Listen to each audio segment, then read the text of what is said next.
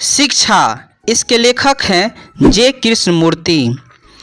इनका जन्म 12 मई 1895 में हुआ था और इनका मृत्यु 17 फरवरी 1986 में हुआ था और इनका जन्म स्थान मदनपल्ली, चित्तूर, आंध्र प्रदेश में हुआ था और इनका पूरा नाम जिद्दू कृष्णमूर्ति था और इनकी माँ के नाम संजीवा माँ और पिता थे नारायणा जिद्दू।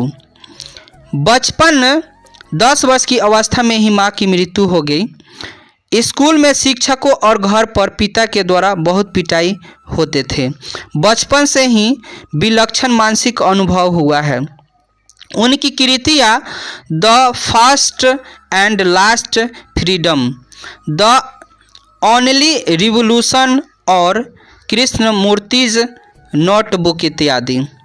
प्रस्तुत पाठ जो कृष्णमूर्ति का एक संभाषण है, वह प्रायः लिखते नहीं थे, वे बोलते थे, संभाषण करते थे, प्रश्नकर्ताओं का उत्तर देते थे। इस पाठ में उसने शिक्षा को अर्थ को बताया है। लेखक कहते हैं कि शिक्षा का अर्थ कुछ परीक्षाएं उत्तीर्ण कर लेना और गणित, रसायन शास्त्र अथवा अन्य किसी विषय में प्रवीणता प्राप्त कर लेना नहीं है, बल्कि जीवन को अच्छी तरह से समझना ही शिक्षा है। शिक्षा का कार्य यह है कि वह संपूर्ण जीवन की प्रक्रिया को समझने में हमारी सहायता करे, न कि कुछ व्यवसाय या ऊंची नौकरी के योग बनाए। लेखक कहते हैं कि बच्चों को हमेशा ऐसे वातावरण में रखना चाहिए जो स्वतंत्रता पूर्ण हो। अधिकांश व्यक्ति त्यों ज्यों बड़े होते जाते हैं त्यों तो ज़्यादा भयभीत होते जाते हैं। हम सब जीवन से भयभीत रहते हैं, नौकरी छूटने से, परंपराओं से और इस बात से भयभीत रहते हैं कि पड़ोसी पत्नी या पति क्या कर रहे होंगे। हम मृत्यु से भी भयभीत रहते हैं।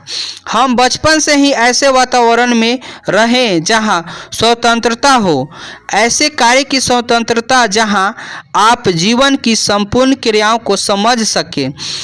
जीवन की ऐश्वर्य की, इसकी अनंत गहराई और इसके अद्भुत सौंदर्य की धन्यता को तभी महसूस कर सकेंगे जब आप प्रत्येक वस्तु के खिलाफ विद्रोह करेंगे, संगठित धर्म के खिलाफ, परंपरा के खिलाफ और इस सड़े हुए समाज के खिलाफ, ताकि आप एक मानव की भांति अपने लिए सत्य की खोज कर सकेंगे।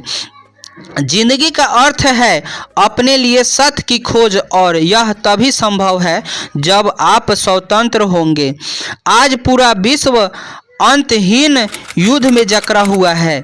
यह दुनिया वकीलों, सिपाहियों और सैनिकों की दुनिया है। यह उन महाकांक्षियों, स्त्री पुरुषों की दुनिया है जो प्रतिष्ठा के पीछे दौड़ रहे हैं और इसे पाने के लिए एक दूसरे के साथ संघर्ष कर रहे हैं। प्रत्येक मनुष्य किसी न किसी के विरोध में खड़ा है। कवि कहते हैं कि इस सड़े हुए समाज के ढांचे के बदलने के लिए प्रत्येक मनुष्य को स्वतंत्रता पूर्वक सत्य की खोज करना चाहिए, नहीं तो हम नष्ट हो जाएंगे। बच्चों को ऐसी शिक्षा देनी चाहिए जिससे एक नूतन भविष्य का निर्माण हो सके। लेखक कहते हैं कि हम अपना संपूर्ण जीवन सीखते हैं, तब तक हमारे लिए कोई गुरु नहीं रहता। प्रत्येक वस्तु हमको कुछ न कुछ सिखाती है। एक सूखी पत्ता, एक उजड़ी हुई चिड़िया, एक उड़ती हुई चिड़िया, एक खुशबू, एक आंसू, एक धनी एवं वे गरीब जो चिल्ला रहे हैं, एक महिला की मुस्कुराहट, किसी का अहंकार, हम प्रत्येक वस्तु से सीखते हैं। उस समय मेरा कोई मार्गदर्शक नहीं होता है, कोई दार्शनिक नहीं होता है, कोई गुरु नहीं होता है। तब मेरा जीवन स्वयं गुरु है।